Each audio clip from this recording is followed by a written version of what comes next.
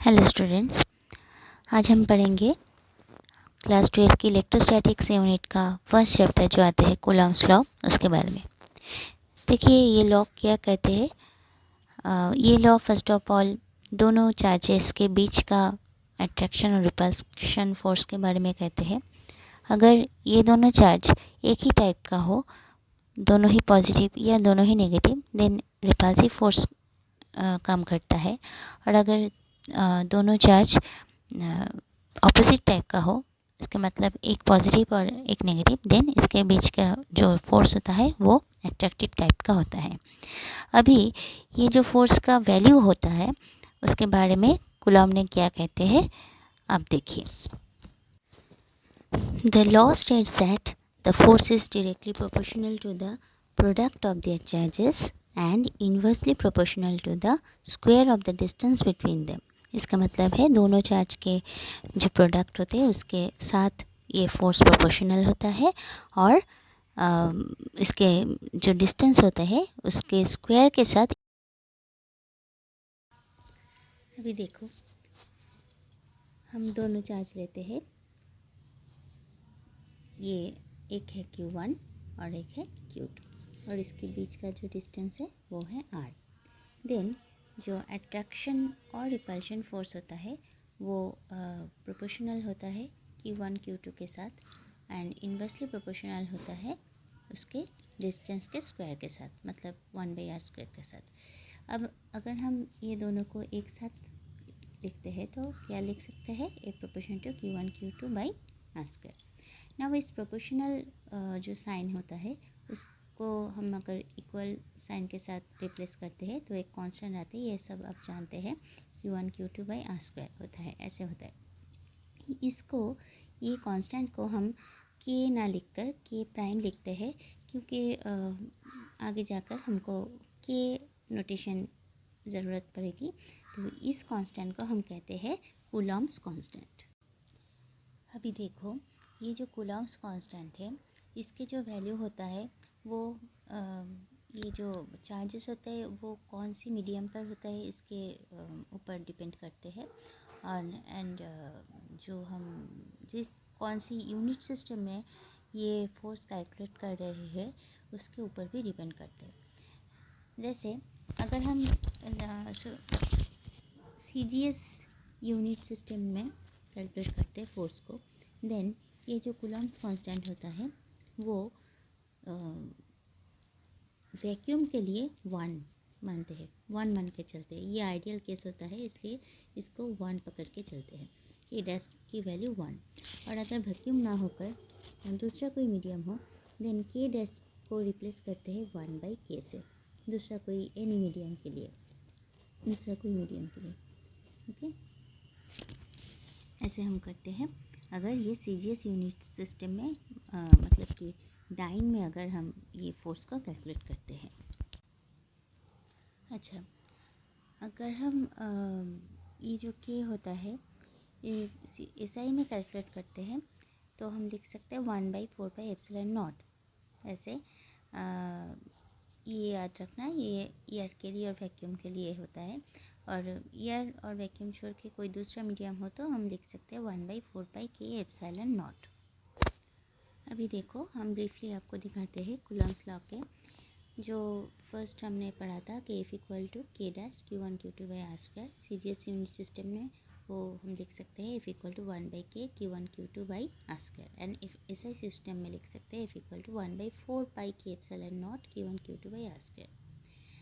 अभी देखिए कि होता है क्या, relative permittivity of any medium, and ε0 होता है क्या, परमिटिविटी ऑफ एयर और वैक्यूम, ठीक है। इसके के वैल्यू जिस भी मीडियम जिस भी यूनिट सिस्टम में हम कैलकुलेट करते हैं ना, सभी यूनिट सिस्टम में एक ही आते हैं।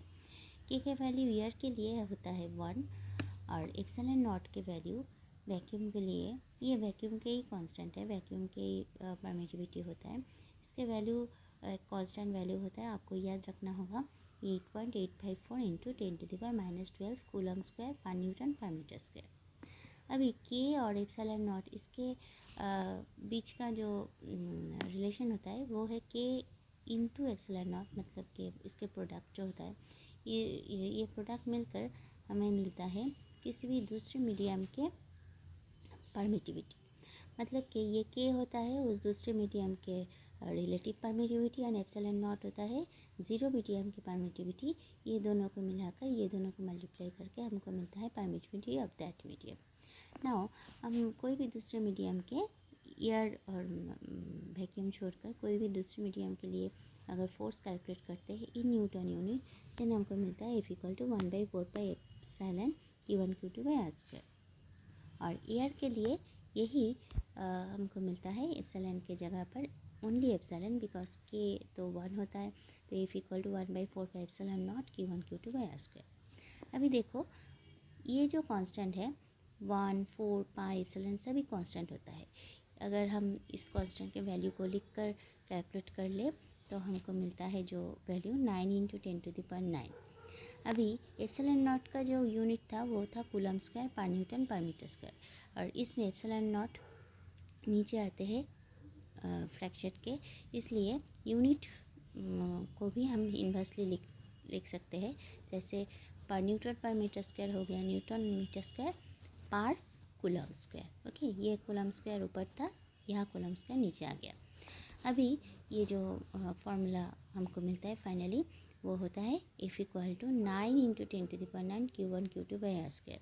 अभी देखो अगर हम कोई दूसरे मीडियम के लिए लिखते हैं एयर छोड़कर तो हमको मिलता है F = 9 × 10⁹ Q1 Q2 by r square in Newton.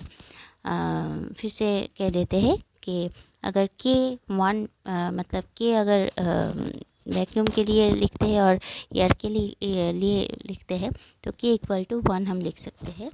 तो उस केस में एयर के केस में ये सिर्फ ऐसे ही हम लिख सकते हैं।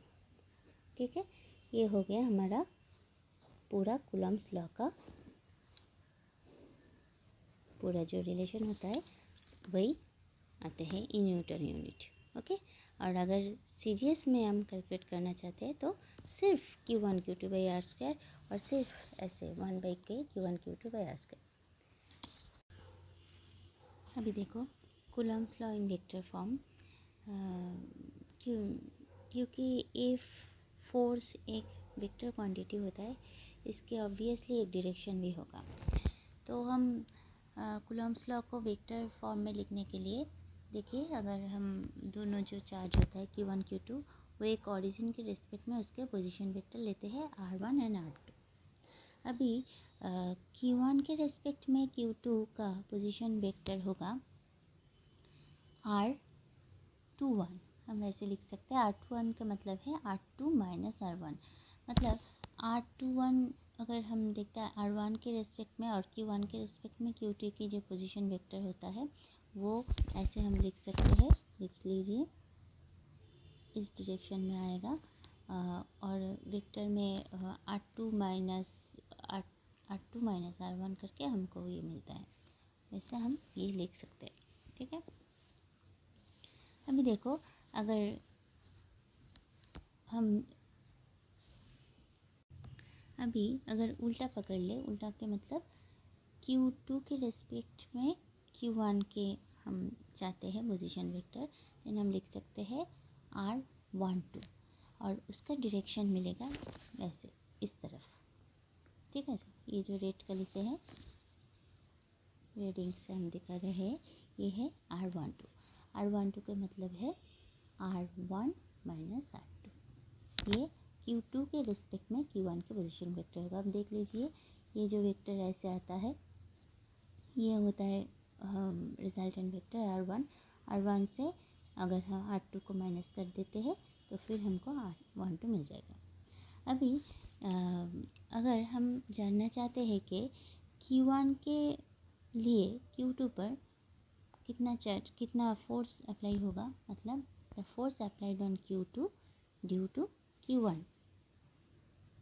The force applied on Q2 due to Q1 लिख सकते हैं ऐसे F21 के साथ 1/4πε Q1 Q2 by r square. वो जो पहले होता है वो सेम ही होता है, लेकिन ये R के प्लेस में हम लिख सकते हैं R21। ठीक है। R21 ये मॉड वैल्यू होता है और ये R21 के ये होता है, ये हो गया यूनिट वेक्टर। यूनिट वेक्टर हम कैसे कैलकुलेट कर सकते हैं ये आप लोग जानते हैं। यूनिट वेक्टर हम ऐसे लिख सकते हैं R21 equal to vector R21 divided by mod of R21। ऐसे हम यूनिट वेक्टर को कैलकुलेट कर सकते हैं और ये भी लिख सकते हैं इस फॉर्मेट में Q1 Q2 by r square, sorry R21 cube हो जाएगा और ये R21 वेक्टर हो जाएगा। ये है the force applied on Q2 due to Q1। अगर हम इन्वर्सली लेते हैं, मतलब opposite side, the force applied on Q1 due to Q2, then हमको मिलता है इफ 1 2, ऐसे हम लिख सकते हैं 1/4 Q1 Q2 by r square, sorry r square, ये हमको आ गया R12 स्क्वायर और ये यहाँ पर आ गया R12 यूनिट वेक्टर, ठीक है।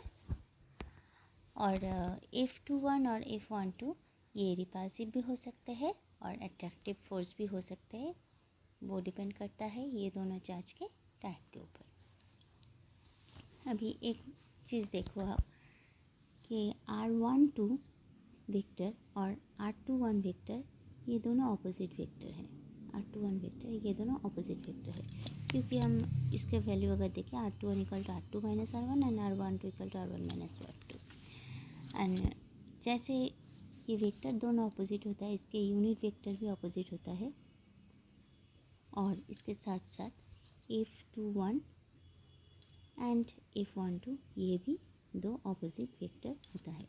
मतलब कि ये दोनों ही चार्ज एक दूसरे पे फोर्स क्रिएट करेंगे। Q1 भी Q2 पर फोर्स देगा और Q2 भी Q1 पर फोर्स देगा, और ये दोनों ही जो फोर्स होगा वो ऑपोजिट होगा, ठीक है। ये हमारा न्यूटन्स के थर्ड लॉ से भी आते हैं, हम जानते हैं every action has an equal and opposite reaction.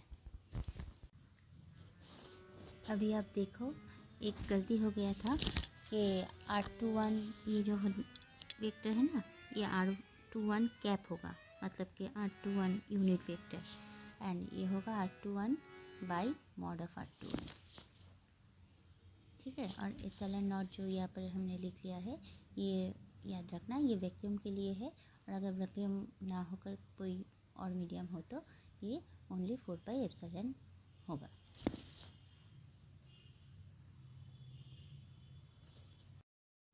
तो स्टूडेंट्स, आशा करती हूँ आपको कूलम्ब्स लॉ समझ में आ गया।